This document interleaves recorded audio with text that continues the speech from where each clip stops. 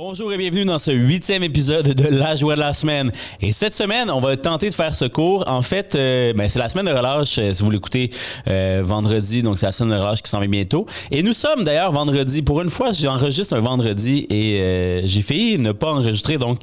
Ben voilà, je suis là. Et cette semaine, je vous partage encore 5 événements, mais 5 événements qui n'auront pas lieu pendant la semaine prochaine, la semaine du 2 mars, parce que c'est une semaine qui est relativement moins chargée qu'à l'habitude. C'est plus des événements qui ont lieu au mois de mars, dont notamment le déjeuner d'impact de Civic. Et des opportunités comme Aqua Entrepreneur qui viennent de lancer son programme récemment.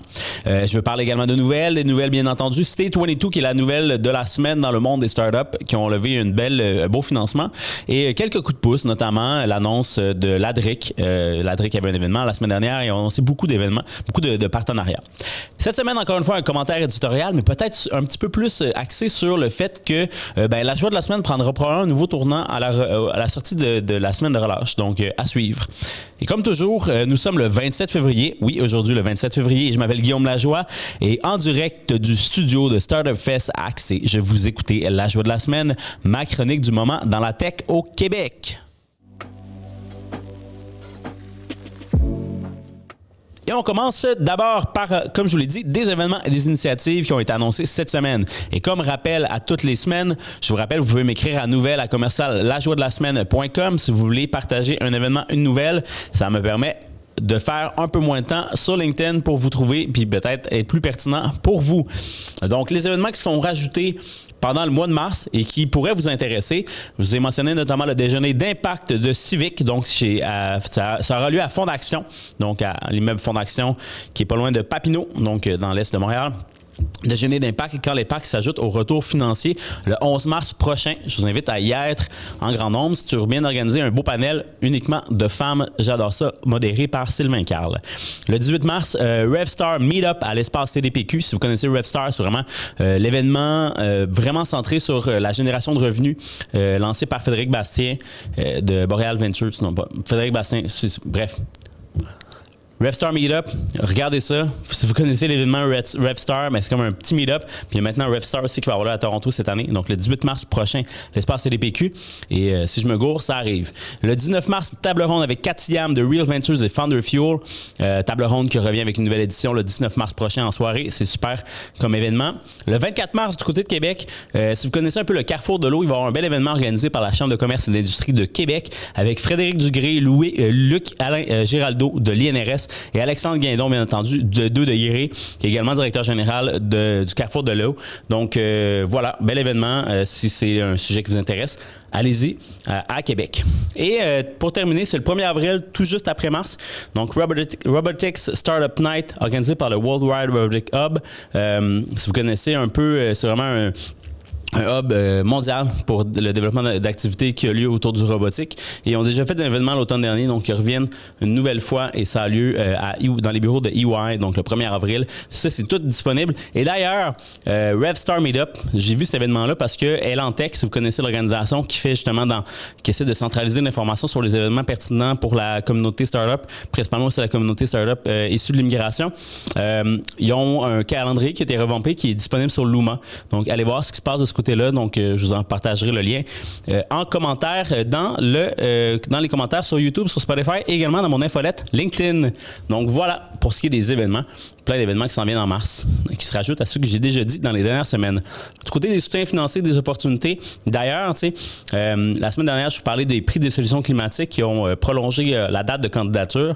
Même chose du côté de AbbVie, que je vous ai parlé il y a 2-3 semaines. AbbVie a prolongé sa date de candidature. Personnellement, je peux... hésitation peut-être. Moi, je pense que le fait, c'est que peut-être c'est moins connu, plus difficile de rejoindre tout le monde. Peut-être que les dépôts de candidature sont pas aussi intéressantes. Moi, je pense que c'est surtout que ça laisse plus de temps à bâtir des beaux dossiers. Donc, tant mieux si vous avez plus de temps pour pouvoir déposer pour des financements et des accompagnements nécessaires.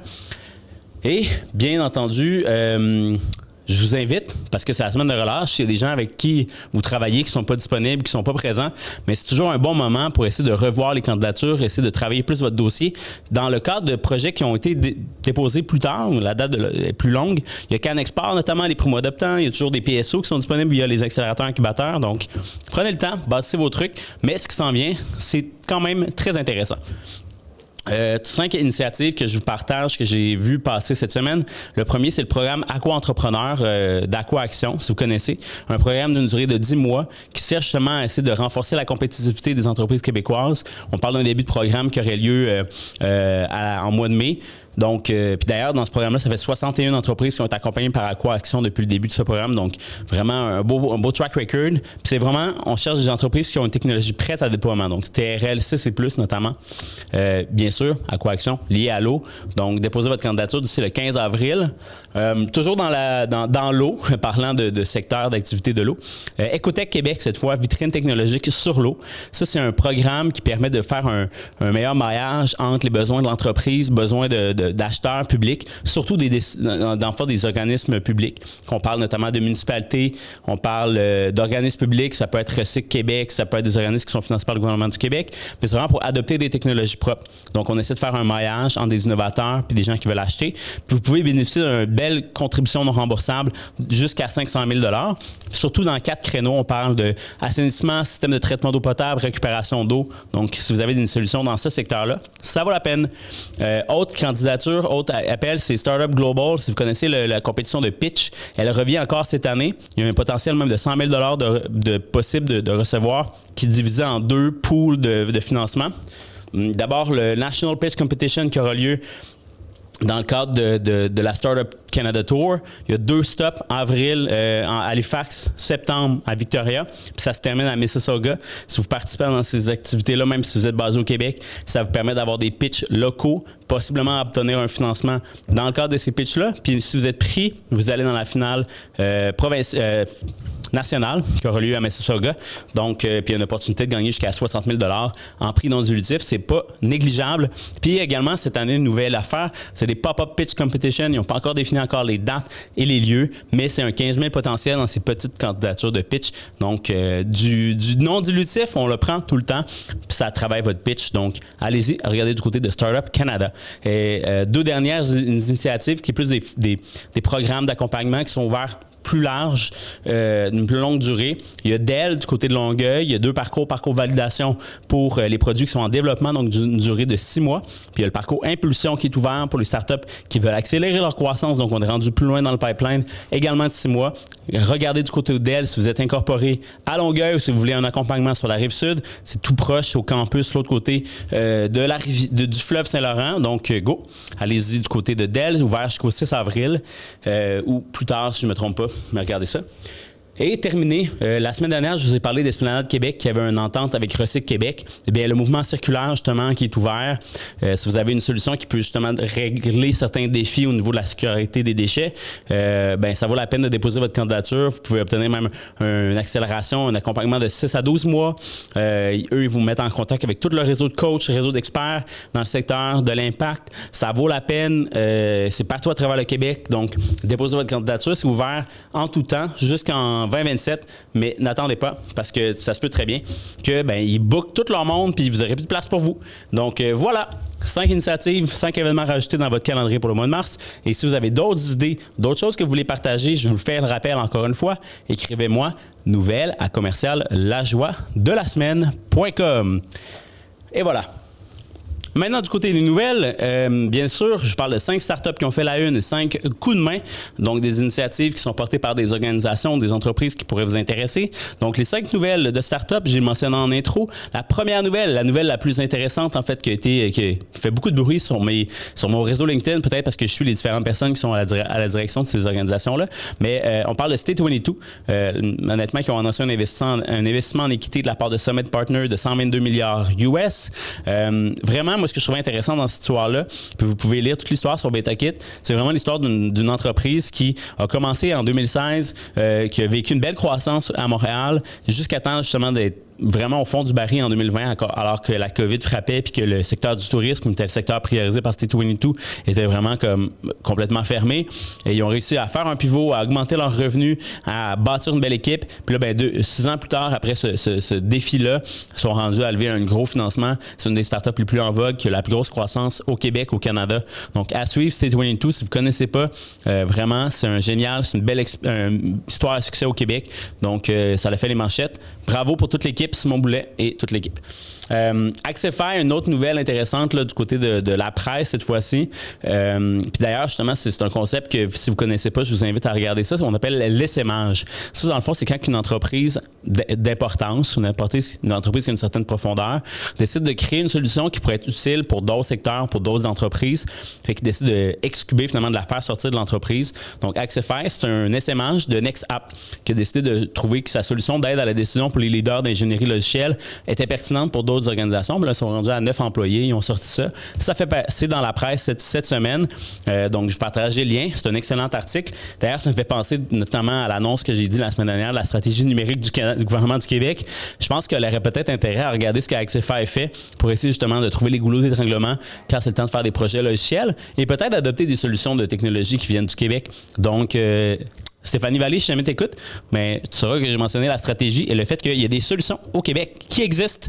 Donc, voilà. Et toujours dans la presse, un autre article qui m'intéresse encore une fois, c'est des sujets comme ça qui me parlent beaucoup. On parle de Lasclé. C'est une entreprise innovante qui utilise l'asclépiade, qui est un matériel finalement végétal, une plante, qui pousse au Québec, qui utilise ça pour faire justement de l'isolant dans les vêtements et certains accessoires de plein air. Donc, on parle en détail de comment que ça se fait, comment ça se produit, pourquoi ils ont décidé de le faire. Ça fait 6 ans qu'ils opèrent. Puis honnêtement, c'est un beau succès. Moi, honnêtement, je vous suggère, quand on parle de circularité, puis d'essayer de travailler notre économie locale, ça, c'est un excellent exemple. Plutôt que d'acheter des trucs qui sont rembourrés avec du coton ou produits en Chine, on a des beaux produits ici qui sont produits avec des matériels québécois. Donc, Lasclé à suivre. Et pour terminer, des nouvelles de plus grands groupes, finalement.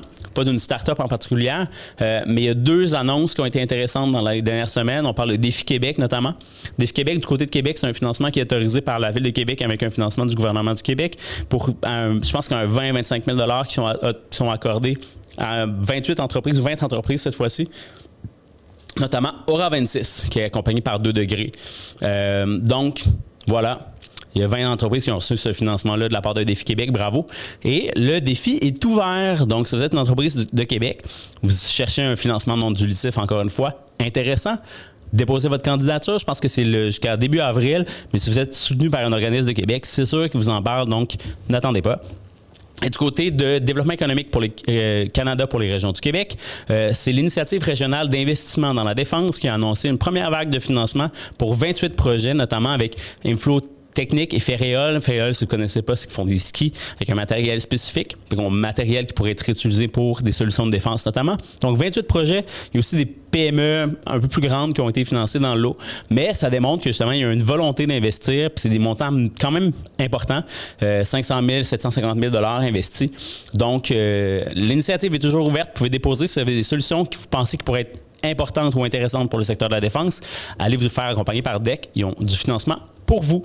Donc, voilà les nouvelles pour les startups. Et les 5 coups de main que j'aimerais vous parler. Le premier, c'est NACO. Encore une fois, National Angel Capital Organization, dont je vous ai parlé il y a quelques semaines, qui a organisé une table ronde.